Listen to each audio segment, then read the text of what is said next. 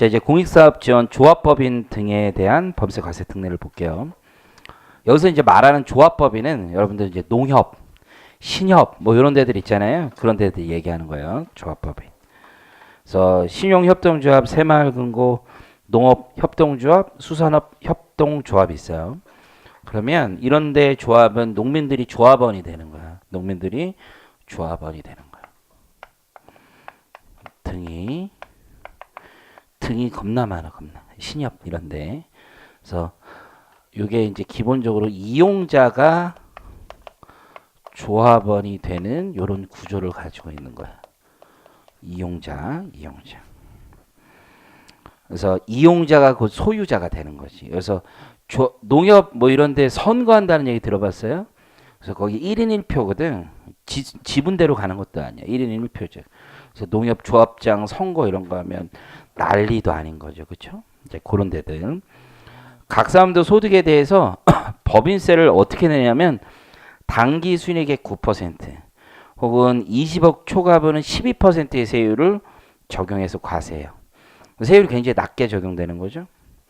그리고 심지어 여기 이제 이용고 배당금이라는 게 있어. 이용고에 따라 배당금 저 뒤쪽에 나오는데요. 그런 거는 아예 감면하는 제도도 있어요. 그러니까 굉장히 이제 법인세든 소득세든 많은 감면 제도를 두고 있는 거죠.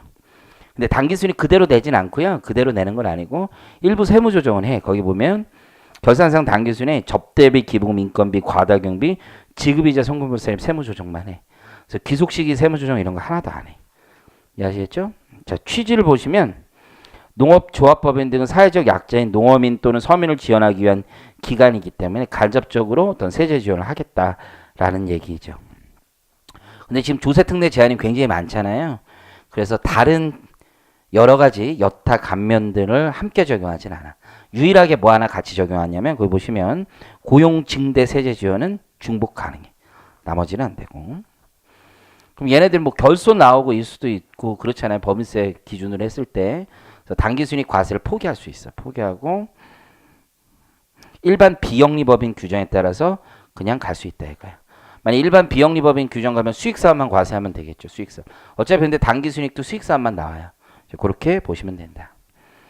자, 사회적 기업이라고 들어봤죠? 사회적 기업. 이 사회적 기업들은 어떻게 하는 거냐면 일단 번 돈의 3분의 2 이상 있잖아. 이걸 사회에 환원하게 돼 있어. 이 관련 법률 규정에 따르면. 사회적 기업은 지역형이 있고 고용노동부에서 하고 있는 우리 부처형 뭐 이런 것들이 있다라고 보시면 돼. 그래서 이게 영어로 소셜 벤처라고 해요. 소셜 벤처. 그래서 신문 같은 데 보면 소셜 벤처다 뭐 이런 얘기를 하는데요. 혹은 거기 제목에 보면 장애인 표준 사업장 있잖아요. 그래서 장애인의 고용 비율이 일정 비율 이상인 회사들을 얘기해요. 그래서 이런 사회적 기업으로 인증을 받아야 돼. 첫 번째 거기 인증에다 동그라미 하나 치시면요. 인증을 받아야 돼. 인증. 그래서 고용노동부에서 인증을 해줘요. 그러면 어떻게 하느냐? 초기 3년은 100% 법인세 감면하고 그 후 2년은 50% 감면해. 그래서 해당 그 사업년도와 그 다음 2년은 100%, 그 다음 50% 감면한다. 맨 밑에 먼저 가봐요. 최저한세 그래서 적용하지 않아 얘네들은. 최저한세를 적용하지 않는다. 며칠 전에 어떤 친구가 나한테 나는 아니고 우리 윤혁 선생님한테 모르는지 하던데 이 사회적 기업에서 배당받는 거 있잖아요. 그거죠? 그러면 법인세 최저한세 규정도 적용 안 됐으면 그로스업 뭐 이런 얘기 하던데 그로스업을 당연히 해줘야 되는 게 왜냐하면 배당금을 많이 지급할 수가 없어. 그러니까 세금을 안 냈다고 하지만 법인세 안 낸 게 안 낸 거지만 사회에 환원했잖아요. 그러니까 이런 데서 받으면 당연히 그로스업을 해주는 거야. 자, 그 다음에 거기 나온 거 보면 두 번째, 세 번째 밑에서 두 번째 거 정도만 보세요. 창업 중소기업 감면에 비해 감면율이 높죠. 그렇죠? 근데 더 무서운 건 뭐냐면 수도권 과밀 억제 권역 내에서도 가능하다 이거지. 수도권 과밀 억제 권역에서도 가능하다. 자, 오른쪽 가볼게요. 그래서 주로 저소득층, 장애인, 고령자 등 고용 취약계층이라고 있잖아요. 그런데 고용 증대를 위해서 설립된 기업으로 보고 있는 거죠. 한번 읽어보시면 돼. 사후관리, 인증 취소되면요. 그때부터 받을 수 없어요. 소급하는 건 아니야. 소급하려면 거짓 행위 등으로 인증을 받은 애들만 소급해서 추징하지. 그래서 그 요건을 갖추지 못한 것에 불과하다라고 보시면 돼. 소셜 벤처에 대한 어떤 지원 제도이다. 자, 그다음 고유목적 사업 준비금 있잖아요. 그래서 우리가 법인세법에 따르면 고유목적 사업 준비금은 이자 배당은 100% 설정이 가능하고 다른 수익 사업은 50%만 설정이 가능한데 조세특례 제한법에선 거기 열거되어 있는 그 다음 페이지 열거되어 있는 회사들이 있거든요. 회사라기보다는 그런 기관들은 100%라는 거야. 세무회계에서 훨씬 더 중요하다고 보시면 돼요. 그래서 세무회계에서 적용이 가능하다. 그래서 법인세법에 따른 비영리 법인이 이제 한번 나와 있는 거고요. 다음 페이지에 1번, 2번을 꼭 체크해 두세요. 그래서 1번, 2번, 그리고 5번. 그래서 1번, 2번 100%. 그래서 학교 있죠? 학교 법인이나 사회복지법인은 100%예요. 100%. 그러니까 이자 배당과 다른 걸 나눌 필요가 없어. 무조건 100% 적용되는 거니까. 5번은 장학재단인데요. 그래서 고유목적 사업이나 지정기부금 지출액이 80% 이상 장학금으로 지출된다라고 해도 100% 해준다는 거야. 자, 이제 기부장려금 한번 볼게요. 기부장려금. 이거 안 했네. 그다음 기부장려금을 한번 볼게요. 자, 기부장려금은 이런 개념이에요. 그래서 기부하는 기부자가 있는 거지. 기부자가 있는 거고 기부 받는 단체가 있는 거지. 단체. 그럼 내가 여기다가 기부금을 쌓아주는 거야. 기부. 그렇죠? 그럼 이쪽에서 영수증을 주는 거죠. 기부금 영수증 줘. 그럼 이 영수증 가져가서 나중에 종합소득 할 때 세액공제 받는 거잖아요. 근데 영수증 받을 때부터 얘기하는 거야. 나 포기하겠다. 세액공제 세액 국가가 너에게 돌려줘라. 라고 얘기하는 거죠. 그러면 얘가 이제 종합소득세 신고할 때 어떻게 해야 돼? 기부금은 세액공제 안 받아야 되겠죠. 그러면 얘 종합소득 세액이 나와야지 기부금 적용한 세액과 그 차액이 나오는 거지. 왜냐면 기부금도 한도가 있으니까. 그 차액 한도를 그 다음에 여기다 꽂아주면 되는 거야. 이게 기부장려금 제도다. 이해하시겠죠? 그래서 어떻게 하는 거냐면 여기서 이제 먼저 물어보는 거야. 영수증 줄 때. 혹시 우리한테 요것도 해주시겠어요? 이렇게 물어보는 거야.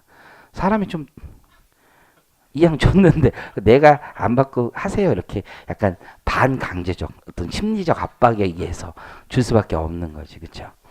그리고 나서 얘가 나중에 종소신고할 때 확 넣어버리면 피곤한 거죠. 이제 그런 제도들이 있는 거야. 어떻게 해야 될까? 포기한 것을 봐야 될까? 이런 제도들. 근래 개정이 됐고. 자, 의의를 보시면 두 번째 줄에 본인이 공제받는 대신에 기부금 단체가 지원받을 수 있도록 하는 제도이다. 그래서 그림 있죠? 그림? 그래서 기부금 세액공제는 기부한 다음에 세액공제를 국세청이 기부자에게 주는 거지.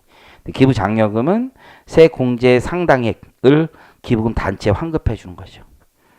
자, 그럼 신청 대상자는요. 기부금 세액공제를 받을 수 있는 사람이야. 그래서 따라서 거기 보면 사업소득만 있는 거주자나 이자 배당 기타 소득 분리과세되는 자는 제어일 수밖에 없지. 기부했더라도 세액공제 받을 수 없으니까. 선생님 필요 경비로는 공제 받을 수 있잖아요. 그건 대상이 아닌 거야. 그래서 사업소득만 있는 자는 되지가 않아. 세액공제액을 해주는 거야. 자, 오른쪽에 수령 주체 있죠? 모든 기부금 단체가 되는 건 아니야. 그래서 회계투명성, 사후관리, 납세 협력 의무를 감안하여 추천하는 단체 중 기획재정부 장관이 지정하는 단체다. 그래서 종교단체가 여기 안 들어와. 그래서 일반적으로 다른 단체들이다라고 보시면 돼요. 자, 신청은 어떻게 하냐면 기부금 영수증 발급할 때 먼저 이 기부금 단체가 먼저 확인을 한번 해보는 거야. 마음이 있는지. 그래서 여부를 먼저 확인하는 거야. 이해하시겠죠? 그때 과감하게 이렇게 얘기하면 여기서 포기하죠. 아니, 세액공제는 제가 받을게요. 그렇죠? 좋은 일 하는 거하고 세금 또 다른 거니까 이렇게 얘기할 수도 있고 그러세요. 뭐 이렇게 얘기할 수도 있고 두 가지가 있겠지.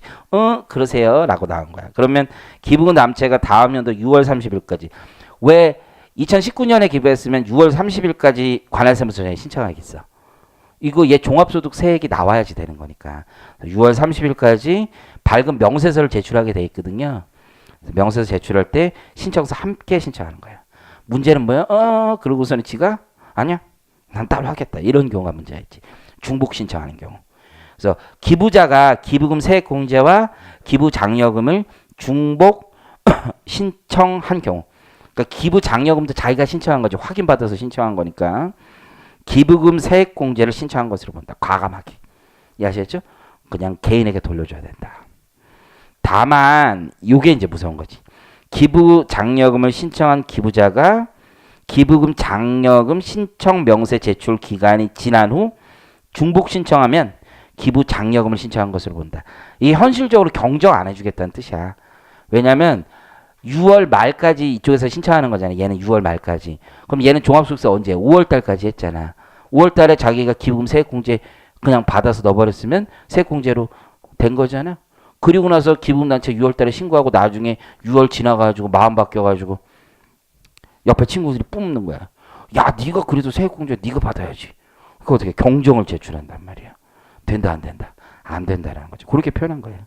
그래서 기부금 세액공제를 중복 신청할 수 있는 경우는 다 끝나고 나서죠. 끝나고 나서 이제 와서 마음 바뀌는 거. 한번 줬으면 끝내야지. 이해하시겠죠? 경월정이라고 되죠. 결정은 뭐야? 그래서 세액 환급액을 결정해 주겠죠? 그러면 이 사람은 기부금 세액공제 신청하지 않고 뭐 한 거야? 종합소득세 신고한 거잖아요. 그럼 세무서가 그 기부금 이 사람을 컴퓨터로 다시 돌리겠죠? 세액공제 들어갔을 때 차액. 그 차액을 결정해서 단체한테 지급해 주면 되겠죠. 이해하시겠죠? 근데 이제 문제가 뭐냐면 기부금 단체가 체납에 있을 수도 있잖아요. 그건 퉁치고 또 줘. 퉁치고. 이해하시겠죠? 경정. 그래서 납세지 관한 세무서는 기부 장려금을 결정한 후 그 결정에 탈루나 오류가 있으면 경정한다. 탈루나 오류는 뭐야? 실제 기부금 주지도 않았는데 기부금 줬다라고 해서 부정환급 받을 수 있잖아. 그거 부정수급에 대한 대책이라고 보시면 되죠.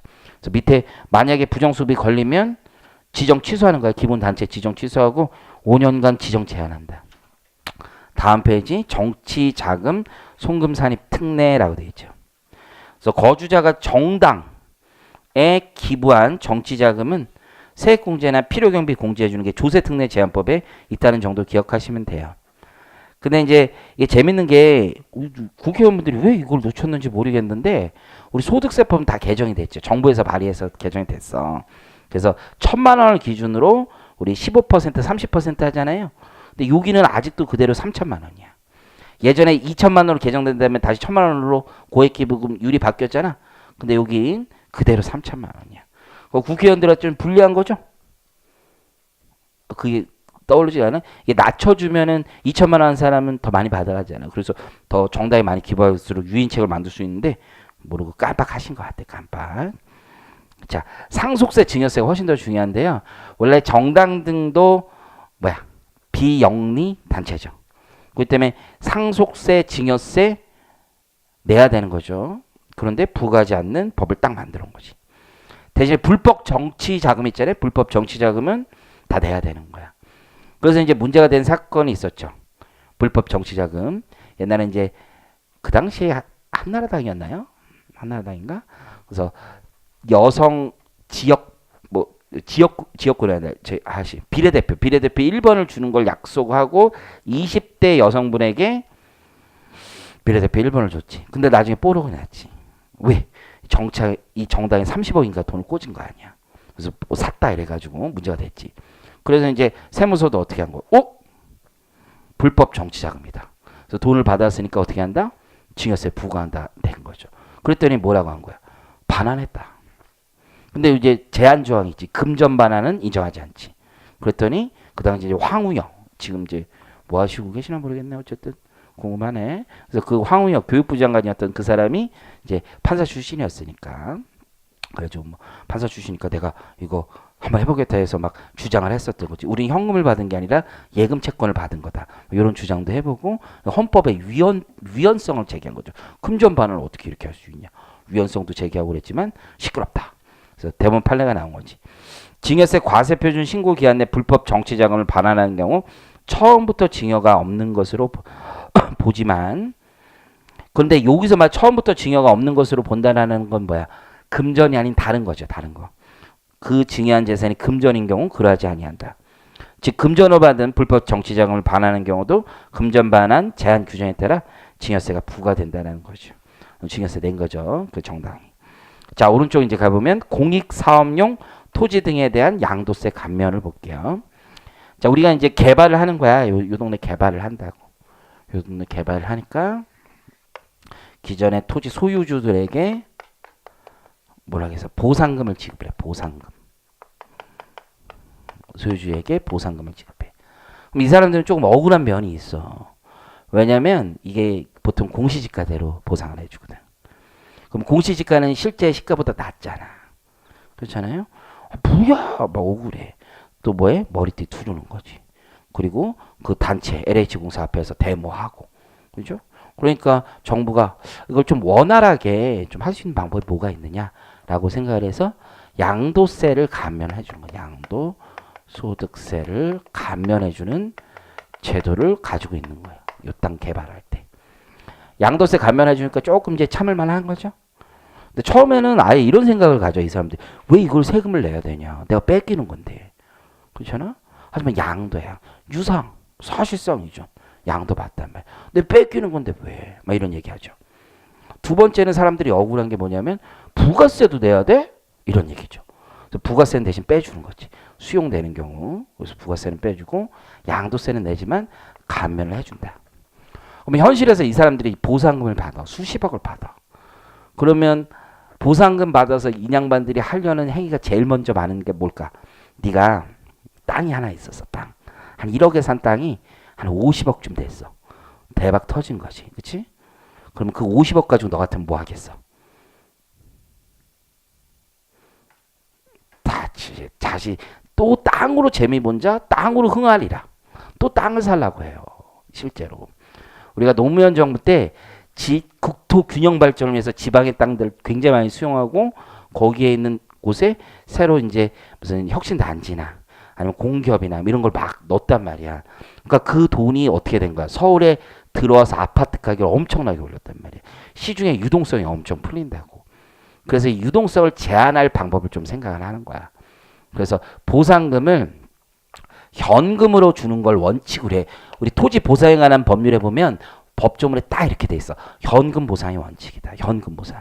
그런데 수용 당하는 사람이 원하는 경우에는 채권으로 보상할 수도 있고 대토할 수도 있어. 대토. 두 가지가 있는 거야.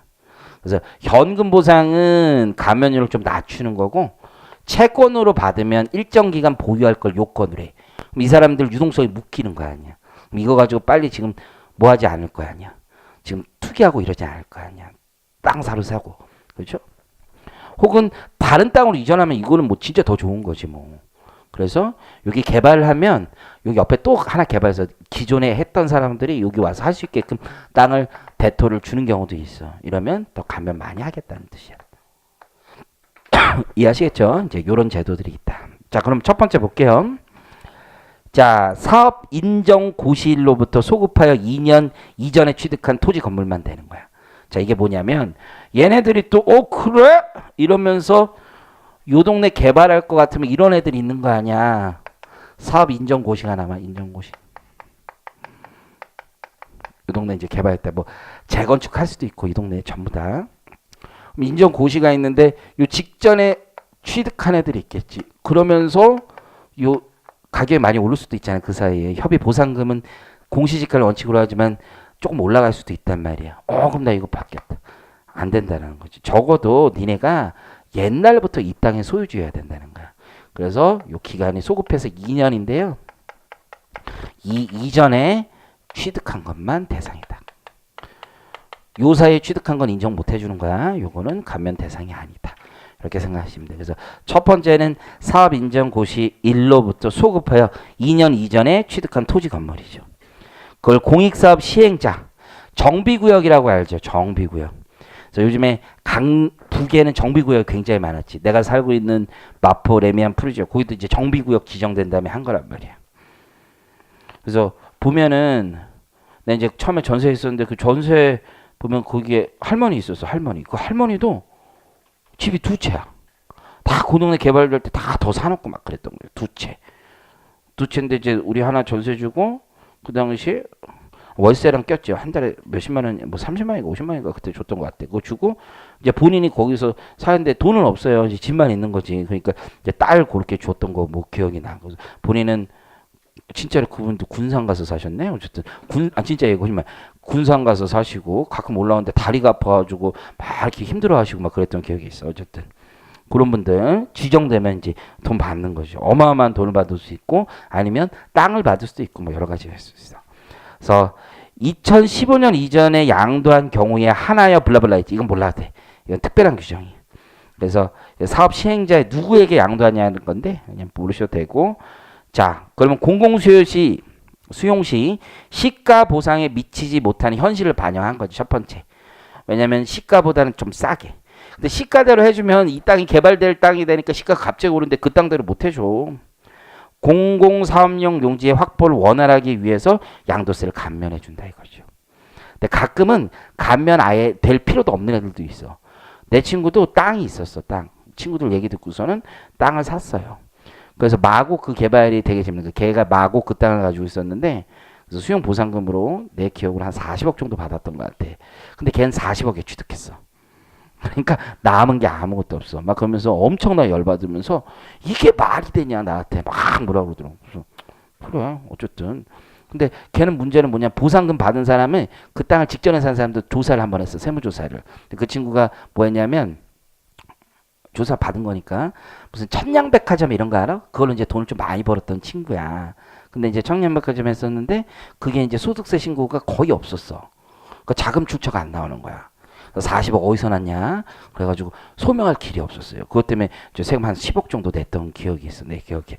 그래서 얘는 땅 뺏기고 세금 뺏기고 양방으로 뺏긴 거지. 진짜 막 억울해하면서도 근데 그거 마구 그 땅을 그 전에 뭐 몇 억도 안 돼서 엄청 돈 번 사람 보니까 얘가 또 과천 그쪽에 또 땅을 또 샀더라고. 그래서 이번에는 내가 진짜 돈 벌겠다. 그리고 세금도 추징됐으니까 이제 자금 출처도 확보됐으니까 과감하게 하겠다. 그래서 그 과천에 거기 또 했는데 거기가 뭐 시장 그쪽이었는데 그것도 또 개발됐어요. 근데 얘가 그 당시에 또 30 몇 억인가 주고 샀거든. 근데 그게 이제 보상금이 또 30 몇 억밖에 안 나오더라고. 그러니까 한 푼도 못 버는 애들도 많아. 그래서 요때 산 애들은 뭐 내가 보기엔 법을 할 필요도 없어. 요때 산 거는 아무것도 못 받아. 그 한참 전에 샀어야지. 어쨌든 간에 시가 보상에 미치지 못해. 그런 현실을 감안하고 과거에는 양도세를 전액 면제해줬어. 이 경우에. 이거 너무한 거지. 아무리 그래도 몇십억 번 애들도 있는데. 그래서 자본이득에 대해서 과세하지 않는 거. 항상 요 말을 씁니다. 양도세는 과세형편에서 자본이득에 대해서 감면하지 않는 거. 근로소득 등과의 과세 형평의 문제가 있죠. 땀 흘려 우리 번 사람들. 감면 범위를 축소했어요. 많이 축소했어. 그래서 감면율을 보면 현금 보상은 10%밖에 안 해줘. 많이 열받아 하죠. 뭐야 이게 무슨 감면이 10%밖에 안 돼. 근데 감면은 자신의 권리가 아니야. 그렇죠? 국가가 주는 대로 먹는 거야. 채권 받아가라. 채권. 최대 몇 년까지 만기 가진 채권을 약속만 하면 5년 40%까지 감면받을 수 있는 거 최대. 40%면 꽤 크지. 이해하시겠죠? 그래서 내가 30억 정도 되는 걸 40%딱 감면 받으려고 딱 채권으로 보상받았어. 그랬더니 뭐래? 거기 밑에 한도가 있네. 한도가. 그래서 연간 1억, 5년간 합계 2억이야. 이 양도세 감면 한도는요. 여러분들 오해하면 안 되는 게 다른 감면하고 이거 다 합쳤을 때 얘가 뭐 자격농지도 있었을 수 있잖아. 그 싸그리 다 합쳤을 때 1년간 1억, 5년간 2억이야. 그게 맞지. 양도세 너무 많이 감면해주면 안 돼. 아시겠죠?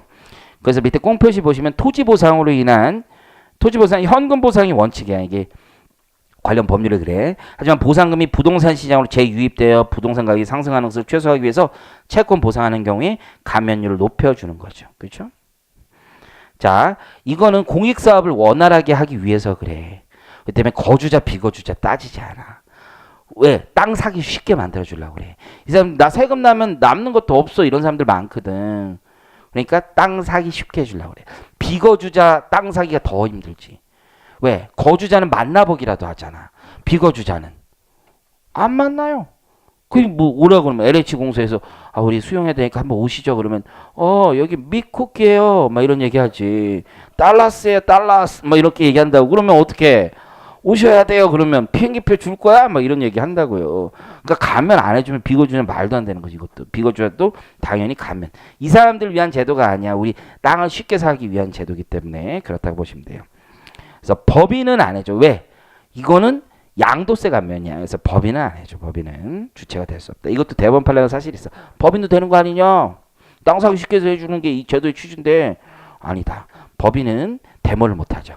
그렇기 때문에 상관이 없어요. 법인은 대모를 못합니다. 자, 2년 이상 보유했었던 땅이어야 돼. 그래서 보유 기간도 2년 이상. 당연하지. 왜냐하면 여기 조건에서 2년 이상이 될 수밖에 없어. 2년 전에 취득한 거니까. 그래서 인종 50일로부터 거기 한마디만 추가해 볼까? 소급하여 2년 이내 이렇게 쓰시면 돼. 소급하여 2년 이내. 그래서 그 꽁표시 두 번째 또 이렇게 해줄까? 꽁표시가 하나, 둘, 세 개 이렇게 있잖아요. 그렇죠? 두 번째 옆에다가는 상속 이렇게 써놓으세요. 상속. 그리고 여기는 2월 과세. 옆에 2월 과세. 그래서 아버지한테 상속받았어. 2년 전에 인정고시 있잖아요. 2년 전에 상속받은 거 이거 투기 목적으로 보기 힘들잖아. 근데 이 땅을 받으려고 아버지를 그건 그것이 알고 싶다죠. 그래서 그건 안 되는 거고.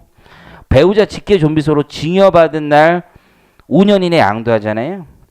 그러면 증여자가 취득한 날을 수증자의 취득일로 보아 보유기간을 기산한다. 2월 과세 적용한다는 거야. 자, 넘기세요. 근데 이게 아무한테나 팔면 안 되는 거야. 누구한테 팔아야 돼? 사업 시행자한테 팔아야 돼. 사업 시행자.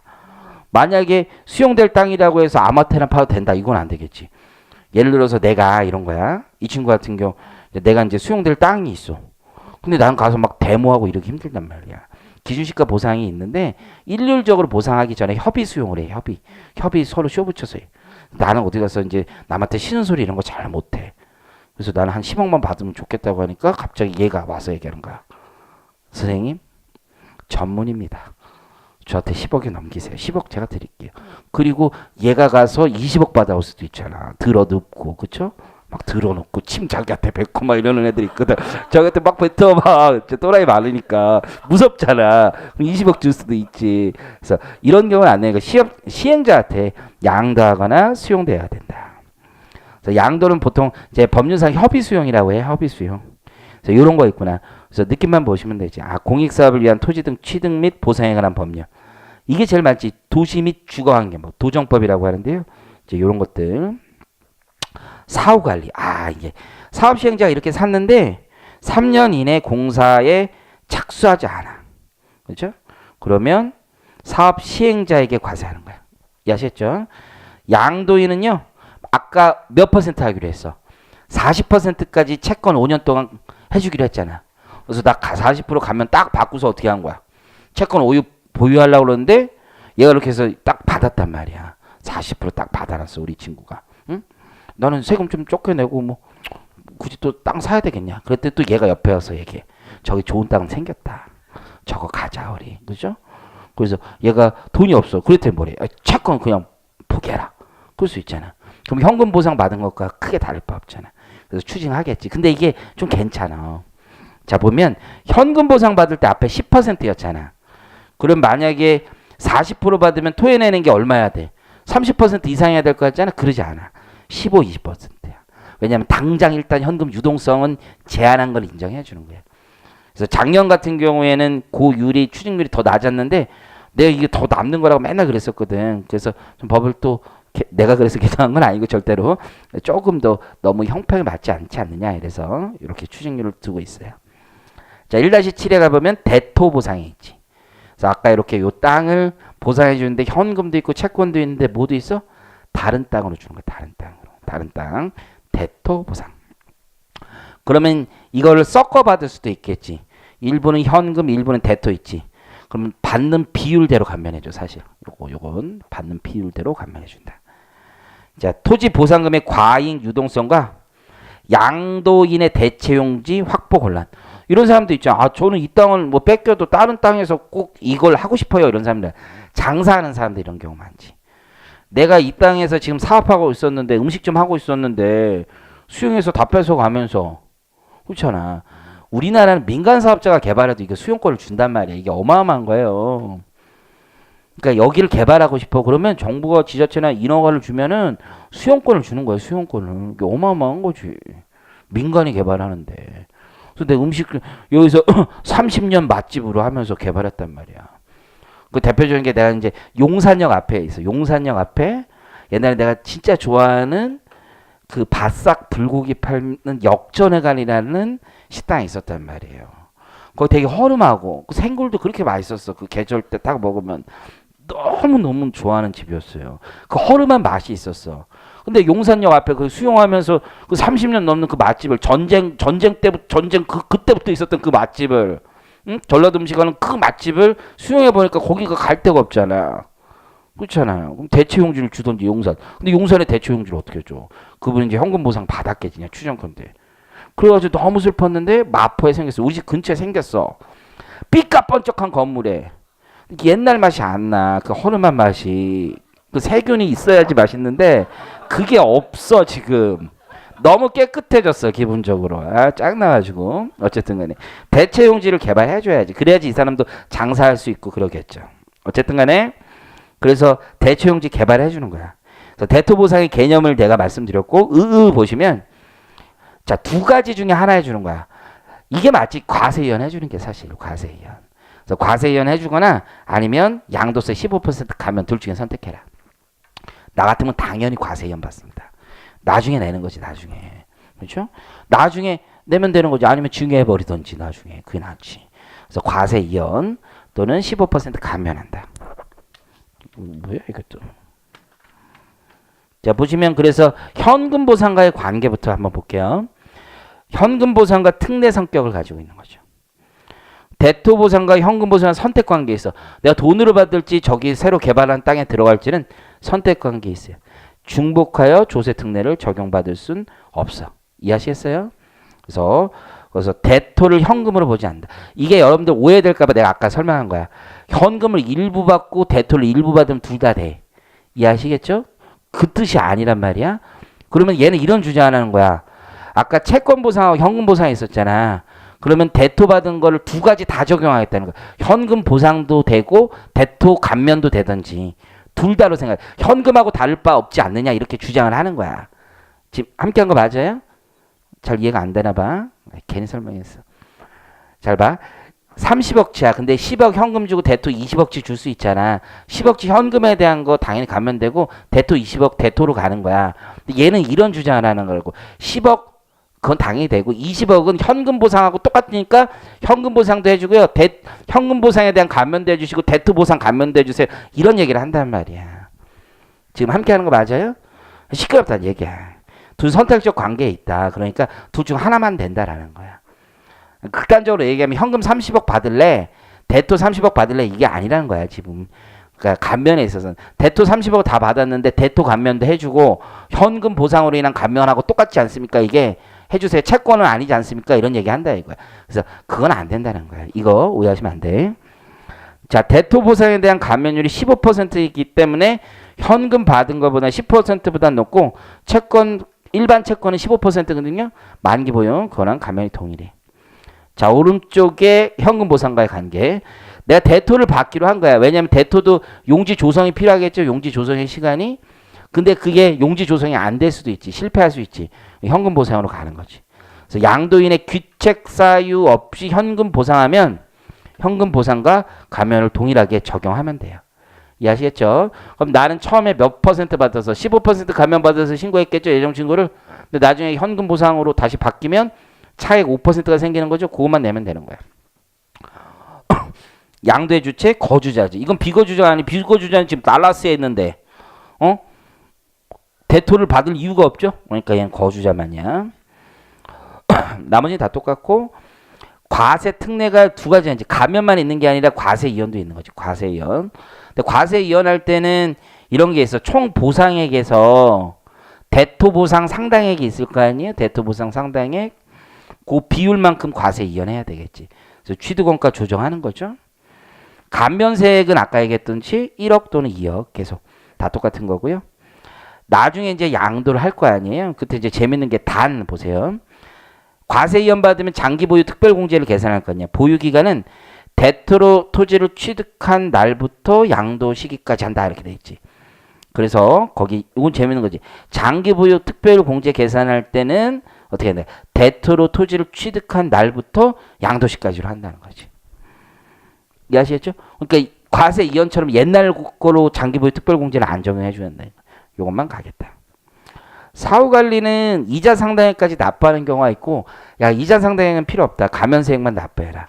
가면세액만 납부하는 건 자신의 귀책 사유가 없었을 때겠죠. 그래서 오른쪽은 다 귀책 사유가 없는 경우야. 귀책 사유 없어. 근데 좀 재밌는 건 증여도 귀책 사유가 없는 걸 봐. 우리 법은. 증여도 귀책 사유가 없다. 넘기세요. 기타 세제 지원? 그냥 보면 돼. 박물관에 이전한대. 서화 골동품을 이전하는 게 아니라 박물관 땅. 개발 제한 구역 토지를 양도한대. 그린벨트라고 들어봤죠? 그린벨트. 그린벨트에 여러분들 들어가 있으면 이게 피곤한 거지. 자기 재산권 행사가 못 하는데. 그쵸? 그래서 거기에 있다가 진짜 오랫동안 참다가 이제 양도를 할 수밖에 없어. 그러면 감면해 주겠다는 뜻이야. 그 뜻만 보시면 되고, 수용에 따른 공장 이전 분할 과세라는 게 있어. 이게 이제 좀 사실은 조금 접근 가능성이 높아. 내 공장을 하고 있을 때 예를 들어서 김포 같은 데 공장에, 그럼 김포 같은 데 밀어내고 보통 뭐 해? 아파트 짓잖아. 그때 수용이 또 된단 말이야. 수용이. 그때 이전하면서 분할 과세 해주는 조항이 있어요. 너무 근데 디테일한 거라서 시험 나오긴 그래. 자, 오른쪽 이제 우리사주 조합. 여기 훨씬 더 중요하죠. 우리사주 조합. 이게 우리사주 조합이라는 게 뭐냐면 상장법인도 운영할 수 있고 비상장법인도 운영할 수 있어. 보통 상장법인이 조금 더 많이 해. 법률에 따르면 상장할 때는 우리사주 조합의 20% 주식을 배정하게 돼 있어. 강제로. 아니면 비상장법인도 우리사주 조합을 조직할 수 있어. 그래서 우리사주, 우리 회사의 주식을 우리사주 조합을 통해서 취득하게 해주는 거야. 조합을 통해서. 그래서 ESOP라고 해. ESOP. 종업원 지주제. 그렇죠? ESOP라고 해. 그래서 종업원 지주제를 만들고 싶은 거야. 종업원도 회사의 주주여야지 더 열심히 할 수 있으니까. 그러면 어떻게 하느냐면 우리사주 조합을 하나 딱 결성을 하는 거야. 우리사주 조합을 하나 만들어요. 그러면 조합에는 두 개의 계정이 있다고 보시면 돼. 그래서 조합 기금 계정이 있어. 원래 여기 이제 조합에 돈도 들어오고 주식도 살 수 있는 돈이 들어오고, 이걸 조합원에게 계정을 분배할 수도 있어. 다 조합 건데 요거는 네 거야 라고 이름 확인해 줄 수가 있어. 지금 함께 하는 거 맞아요? 일단 조합에 돈을 주면 이 주식이 아직 확정이 안 됐지. 그리고 얘가 예를 들어서 너 회사 어디 다니고 싶니? 뭐 세무법인 아니면 회사 이름 아무거나한테 봐. 미래에셋? 왜 미래에셋? 건물이 이뻐요. 그래요. 왜 미래에셋? 청계천 거기 있는 거? 그거 왜 갑자기 거기 왜 미래에셋?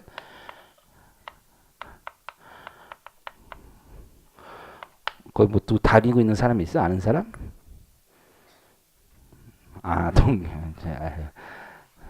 자, 바꿔.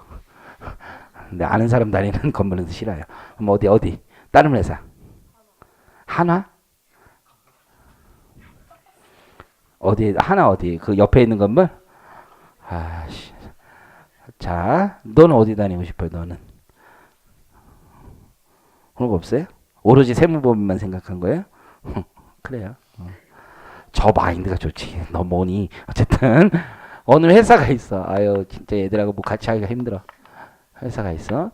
그 회사의 주식 삼성전자라고 하면 삼성전자 우리사주 조합에 돈이 꽂혀 있는 거하고 조합원 계정에다 배정해 놓는 게 다른 거야. 조합원. 네 조합원이다. 그지? 네 조합원인데 네 주식이다라고 하는 거지. 그게 많아. 그래서 배당도 여기 개인한테 꽂아준단 말이야. 배당도. 내 주식이 돼야지 배당금을 줄 거 아니야. 작년에 그 사건이 있었지. 삼성증권에 우리사주 조합에 있는 물량이 있었다고. 그래서 직원들한테 돈을 줘야 된다고. 배당금. 현금을 줘야 되는데 걔가 입력을 뭐로 했어? 주식으로 입력을 한 거지. 주식으로. 무상주로. 그냥. 그러니까 곱하기가 몇천 배가 된 거지. 그래서 몇십억 생긴 애들이 있을 거 아니야. 몇십억. 그거 가지고 켰네 바로 시장에 팔아먹고 이래가지고 뭐 몇 명 문제가 된 거 아니야. 그쵸? 뭐 사람들은 의심하는 사람들이 많아. 이게 과연 왜 이렇게 삼성 같은 큰 기업이 그런 실수를 했겠느니만 하면서 서로 막 뭐 인터넷 보면 서로 막 이쪽 설 저쪽 설 음모론부터 해서 되게 다양하죠. 그쵸? 그냥 실수였을 거라고 생각해요. 저는. 그쵸? 뭐 삼성이라고 실수 안 하는 건 아니잖아. 그쵸? 죄송합니다. 삼성 실수 안 합니다. 근데 안 하는, 그럼 더 이상해지네. 어쨌든 간에, 회사. 그래서 조합원 계정분이 있다라는 거하고, 조합원 내 이름으로 돼 있지만 여기에 아직 행사를 못 하고 있는 거야. 그리고 조합의 이름으로 되어 있는 주식도 있는 거지. 그래서 일단 조합이 돈을 가지고 취득을 막 할 거란 말이야. 그죠? 그리고 얘한테 네 거다. 근데 에스크로가 걸리는 거야. 이게 뭐냐면 1년 동안 팔지 못하고 이런 규정이 있다고. 그다음에 네 거는 맞는데 아직 돈을 못 빼는 거야. 마치 퇴직연금도 마찬가지. 네 돈 맞는데 퇴사하기 전에 못 뺀다 이런 것처럼. 이해하셨죠? 일정 기간 못 빼는 거야. 그러다가 일정 기간이 지나면 뭐 하는 거야? 뺀단 말이야. 그걸 뭐라고 불러? 인출한다고 부르는 거야. 인출. 그래서 인출을 할 수 있는 거지. 인출. 이해하시겠죠? 그러면 조합 계정에 일단 돈을 넣었다가 조합원 계정에 이렇게 배정이 되는 거야. 그럼 여기다 이제 돈을 넣을 때는 첫 번째 당연히 누가 넣을 수 있는 거야? 조합원 스스로 넣을 수 있죠? 근데 주식 사라. 회사에서 자기 주식 사래요. 야, 우리 회사 주식 니들도 좀 사. 당연히 넣을 수 있는 거지. 조합원이 넣을 수 있어. 조합원이 넣으면 어떻게 되는 거야? 그럼 내 돈 넣고 내가 찾아오는 거죠? 그런 건 뭐라고 부르냐면 출자라고 부르는 거야. 출자. 내 거 내가 사는 거니까. 그런데 이런 경우도 있어. 여기에 회사가 있을 거 아니야. 삼성전자 같으면 삼성전자가 돈을 넣어주는 거야. 우리 회사 직원들에게 주식을 살 수 있는 기회를 주고 싶다. 그래서 회사가 돈을 넣어줄 수 있는 거야. 그럼 회사가 돈을 넣었지만 투자가 아닌 거지. 종업원들 주는 거 아니야. 좋은 마음으로 어디 기금에다 돈을 넣어주는 걸 출연이라고 하는 거야. 출연. 이해하시겠죠? 마지막으로 여기 삼성전자가 운영하고 있는데 삼성전자 주주 중에 삼성생명 이런 데 있잖아요. 삼성생명에서 이런 얘기를 하는 거야. 아니 삼성전자 직원들이 열심히 일하면 회사 주식의 가치도 올라가고 그럼 우리 삼성생명이 가지고 있는 삼성전자의 주식 가치도 올라가지 않겠느냐 이런 생각을 할 수 있죠. 우리도 돈 꽂겠다. 그래서 여기에는 주주님이 꽂을 수도 있지. 그렇죠? 혹은 JY가 이럴 수 있지. 우리 직원들 위해서 내가 한번 쓰지 뭐 통 크게 500 정도 써보자. 이럴 수 있잖아. 그래서 여기다 돈을 꽂을 수 있지. 그럼 기부금이 되는 거지. 기부금은. 개인 주주나 혹은 법인 주주나. 그게 이제 첫 번째 출자나 출연 단계야. 그래서 거기 조합원이 일단 돈을 넣는다. 출자한 거예요. 그럼 저기가 원본 넣는 건데 굳이 못하러 뭐 해줘. 근데 이게 문제가 뭐냐면 회사 주식을 샀는데 이 주식이 나중에 대박 나는 경우도 많아. 그죠? 근데 쪽박 나는 경우도 그렇게 많아. 예를 들어서 어떤 회사 이름 얘기하기는 좀 그런데 W 회사가 있어. W 회사. 내가 아는 형님들 거의 많이 있었지. W 회사가 있고 그 회사 이제 건설회사 하면서 조금 안 좋아지게 됐어요. 그래서 이제 정수기 회사도 팔고 막 이랬었던 거지. 거기 이제 지주사를 만들 때 우리 사주 들어왔는데 16,000원인가 17,000원인가 됐다고. 그걸로 이제 돈을 넣었는데 나중에 이 분들이 팔 때 1,300원, 1,400원에 팔았단 말이야. 다 날린 거지. 돈도 회사에서 빌려줬어. 퇴직금을 담보로. 나올 때 뭐야. 퇴직금 한 푼도 없었어. 한 푼도. 다 그거랑 까니까. 그렇죠? 그래서 10년 동안 나는 누굴 위해서 일한 것인가. 뭐 이런 얘기 하면서 나왔단 말이야. 그렇죠? 그러니까 늦기 싫어하는 사람들도 많아. 그래서 우리 법은 어떻게 하냐. 야, 소득공제 해줄게. 소득공제. 그래서 연간 무려 400만 원이나. 그렇죠? 내한형 5천만 원을 넣어서 다 잃었는데 무려 400만 원이나 소득공제를 해줍니다. 회사도 같이 섞어. 회사도 출연해. 관련 법률에 따라서 상장하려면 회사도 출연금을 내야 되고. 그래서 경비 처리해줘. 그런데 그 담당 회사가 아닌 거기에 주주님들 있잖아. 아까 했던 삼성전자가 우리 사주 조합을 갔는데 삼성생명이나 아니면 JY나 이런 사람이 넣어주면 경비 처리해줘. 그렇죠? 기부금 처리해줘. 그래서 이건 삼성전자가 넣는 거 얘기하고 이건 삼성생명이 넣어주는 거. JY나. 이해하시겠죠? 그럼 그게 이제 출연 단계야. 그럼 여기에 이제 쏙 돈이 들어왔다가 여기로 들어가는 거지. 조합원에게 배정되는 거지. 배정되면 이제 내 거야. 아직 인출은 안 했지만. 그게 취득 단계, 취득. 그래서 취득이 되면 조합원이 내가 냈고 내가 산 거잖아. 원본. 근데 이 과정에서 무슨 문제가 생기냐면 종업원들에게 시세 20% 정도 싸게 팔아줘. 싸게. 그래서 지금 10,000원짜리다라고 하면 8,000원에 살 수 있게끔 하는 거야. 그럼 2,000원은 어떻게 시장에서 사야 되는데 2,000원 어디서 나오냐? 여기 돈이 있었잖아. 여기 버퍼가 있었잖아. 내가 출자한 돈이 예를 들어서 400만 원이다. 그럼 500만 원 시세대로 사준단 말이야. 그럼 여기에서 얘네들이 넣어준 돈들이 있었잖아. 그거를 섞어가지고 여기다 배정을 해주는 거야. 지금 이야기해서 그 종업원들이 20억치 사놨어. 20억치 돈을 넣어줬어. 그러면 회사도 한 2, 3억 이상 넣어줬을 거 아니야. 한 10억쯤 넣어줬으면 30억 정도를 가지고 30억치 주식을 사주는 거라고. 그럼 내 돈은 시가에 훨씬 더 적게 들어갔지만 내가 취득하는 주식의 물량은 더 많은 거지. 시세 10,000원짜리인데 15,000원짜리를 살 수 있게끔 해주는 거잖아. 지금 함께 하고 있는 거 맞죠? 그렇죠? 그러면 더 싸게 산 거란 말이야. 그러면 회사 근로에 대한 대가를 받은 거나 마찬가지이기 때문에 근로소득으로 과세될 문제가 있는 거지. 야, 10,000원짜리를 어떻게 12,000원짜리를 어떻게 10,000원이 샀냐 이런 얘기 나온다고. 그럼 저가 취득에 대한 문제가 생기는 거죠. 법은 우리 이 저가 취득에 대해서 다양한 조세 혜택을 주고 있는 거야. 다양한 조세 혜택. 더 싸게 사더라도 일부는 비과세해주고 얼마 이상만 과세하고 이렇게 하는 거죠. 그래서 회사 주주 출연분을 직접 주는 경우도 있어. 그 더 나가서 회사가 돈 준 거 있잖아. 회사 출연분은 그거는 일단 한도까지는 과세 이연을 해줘. 지금 내지 마라. 나중에 인출할 때 가격이 또 어떻게 될지도 모르니까 이런 제도가 있다. 그리고 나서 이제 조합 운영 단계가 있지. 운영 단계는 요 운영 단계. 운영 단계에서 회사가 배당금 좀 여기로 들어오겠죠? 여기로. 그러면 여기 운영 단계에서 발생한 그 배당 소득을 과세할 거냐? 요 우리 사주 조합에 과세하지 않겠다. 이런 제도들이 있는 거야. 운영하면서 경비 들어가겠죠? 회사 경비 지원해 주겠죠? 그런 것들도 전부 다 경비 처리해 주겠다. 그리고 이제 나중에 인출 단계가 있겠죠? 인출 단계에서는 이제 돈을 뽑아온단 말이야. 진짜 자기가 됐고 지금 과세 이연됐던 부분들이 있잖아요. 그리고 이제 인출하니까 진짜 팔 수 있으니까 이때 과세해야 되는 문제겠지. 마치 스톡옵션 행사랑 비슷한 거야 이게. 결국 진짜 이제 내가 팔 수 있는 단계가 됐으니까 그때 과세 이연제도 같은 거 가지고 있는 거지. 나중에 파는 단계, 양도 단계까지 쭉 있는 거죠. 일단은 스트럭처, 이 구조를 조금 아신 다음에 요 각종 제도를 이해하시는 게 좋아. 그래서 우선 제도의 이해만 하고 좀 쉬었다가 멀리 시키고 다시 한번 해볼게. 자, 제도의 이해. 우리 사주 제도는 우리 회사 주식 소유 제도의 줄임말인 거야. 그래서 자신이 근무하는 회사의 주식을 취득하여 보유하게 함으로써 자본 소유의 분산, 부의 공평 분배, 종업원 보상, 종업원 재산 형성에 기여하고자. 아주 좋은 제도지. 여러분 생각해봐요. 중소기업에 진짜 상장하잖아. 진짜 대표이사, 대주주는 진짜 부자 되는 거야. 여러분 진짜 어마어마한 부자는 다 상장해서 버는 거지 부동산 뭐 그런 것도 아니야. 그렇죠? 내가 창업을 해가지고 회사 상장돼. 그럼 한 1,000억쯤 부자가 되는 거야. 한 방에. 그치? 미래가치를 한 번에 땡겨가지고 1,000억 부자가 되는 거지. 인생 그런 거지 뭐. 근데 옆에서 같이 땀 흘리면서 우리가 이제 다 같이 회사를 했어. 내가 창업주야. 그래서 나 한 1,000억 좀 벌었어. 근데 옆에 애들은 아 우리 사장님 좋겠다. 손가락만 빨고 있어. 나 사장님 좋겠다. 이러면서 야 그러면서 서로 반란 같은 게 일어나는 거지. 뭐야? 나중에 욕하는 거죠. 주식도 막 이러면서 쥐가 혼자 다 먹고 우리는 열심히 일했는데 우리 한 푼도 없고. 그러니까 열받아.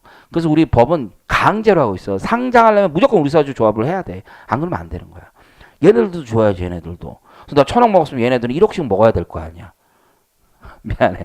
그래도 좋아해. 보통 1억만 먹어도 괜찮다 이렇게 생각한단 말이야. 스스로 장벽을 치고 우리 사장님 1,000억은 저건 내 돈이 아니니까 나 1억만 줘도 일단 기분이 좋단 말이야. 그런 거 해주겠다는 거지. 그렇죠? 닥치게끔 하는 거지. 그래서 어쨌든 부의 공평 분배, 종업원 보상 뭐 이런 거죠. 그래서 ESOP, Employee Stock Ownership Plan 뭐 이렇게 얘기를 해. 그래서 우리사주 조합 제도가 정착되기 위해서는 종업원의 우리사주 취득을 돕기 위한 정책적 지원이 매우 많이 필요하죠. 그래서 경제적 능력이 취약한 종업원이 우리사주를 취득 보유할 수 있도록 회사에서 지원할 수 있는 게 이런 게 있어. 일단 돈 주는 거야. 거기 우리사주 조합에 돈 주고 배정시켜 주면 되니까. 그리고 회사가 가지고 있는 자기 주식도 여기다 넣어줄 수 있지. 경영권이 불안하니까 회사가 자기 돈을 샀던 거 아니야. 주식을. 그걸 가지고 우리 종업원들이면 다 내팽을 거 아니야. 그래서 거기 자기 주식 출연할 수 있고. 우리사주 조합 취득에 필요한 자금의 담보 보증 제공. 종업원들한테 1,000만 원씩 늘었는데 종업원이 이런 얘기 하죠. 사장님 제가 1년에 3천만 원 받아서 우리 애 교육시키고 저 떡볶이 먹고 뭐 이러고 하고 나면 돈이 없는데 어떻게 해요. 회사에서 담보 보증 서주는 거야 보통 보증. 대신 여러분은 퇴직금을 담보로 걸어줘야지 보통. 그래서 그렇게 해주고요. 관리비 이거 운영하려면 관리비 들잖아. 관리비 같은 거 지원해 주는 거야. 그래서 거기 그림을 보시면 아 조합 계정에 돈을 일단 넣고 그다음에 배정이 되는구나 라고 생각을 하시면 돼요. 근데 이제 회사가 직접 조합원 계정에 꽂아줄 수도 있어요. 그거는 특별한 경우고요. 그래서 인출까지 쭉 그림이 나와 있죠.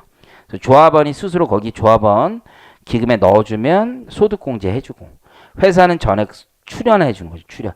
금전이나 주식, 송금 산입하고 거기 주주들은 법인 주주와 개인 주주 이렇게 되고 있다라는 거 기억하시면 돼요. 자, 그럼 쉬었다가 우리 본격적으로 각 규정을 볼게요.